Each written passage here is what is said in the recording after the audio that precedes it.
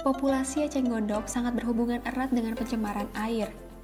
Perkembangbiakan eceng gondok yang sangat cepat ini dipicu oleh berbagai aktivitas masyarakat yang dapat menimbulkan dampak negatif bagi perairan itu sendiri. Biasanya, masyarakat sekitar selalu menyingkirkan tanaman gulma ini karena dianggap tidak bermanfaat. Padahal di dalam eceng gondok terdapat banyak sekali komposisi organik seperti nitrogen, fosfat, kalium, dan unsur organik lainnya yang dapat dimanfaatkan sebagai pupuk organik. Mari kita simak langkah-langkah yang perlu dilakukan dalam pembuatan pupuk organik cair ini.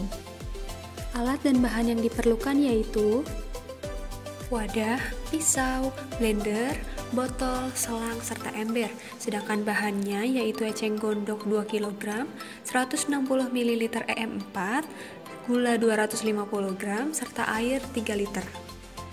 Berikut adalah langkah kerja yang perlu dilakukan.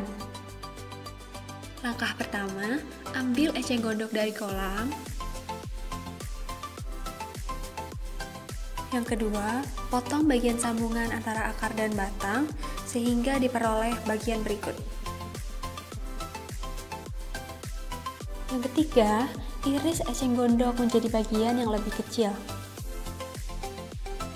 Jika sudah, timbang eceng gondok sehingga mencapai 2 kg.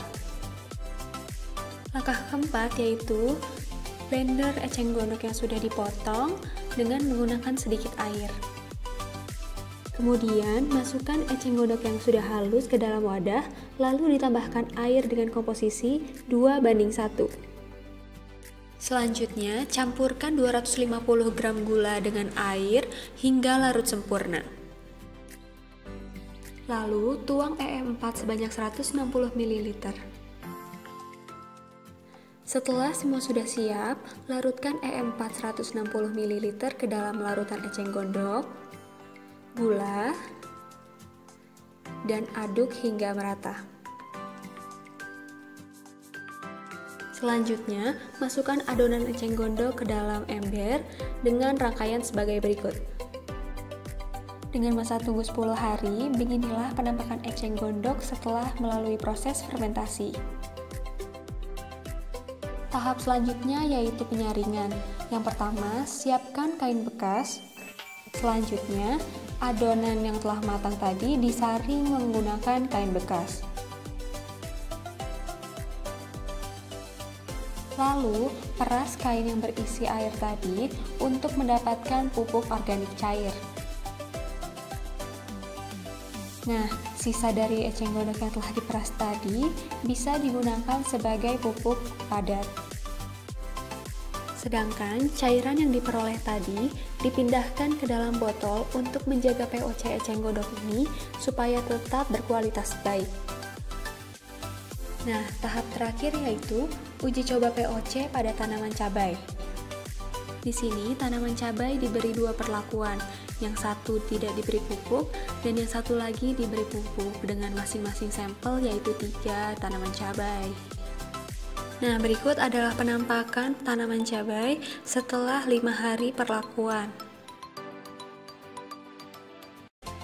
Dari tabel berikut terlihat bahwa tanaman dengan perlakuan POC memiliki rata-rata pertumbuhan sebesar 6,67%, sedangkan yang tidak diberi POC hanya sekitar 5,3%.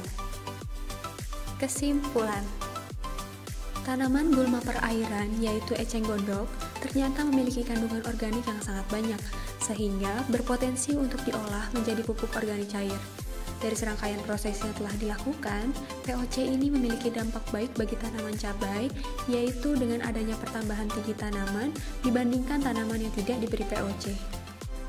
Sehingga dapat disimpulkan bahwa pembuatan POC eceng gondok ini bisa dijadikan solusi untuk mengatasi pencemaran air dan juga pemanfaatan energi menjadi pupuk. Terima kasih kepada teman-teman semua yang telah menonton video ini sampai selesai. Semoga bermanfaat bagi kita semua. Sampai jumpa.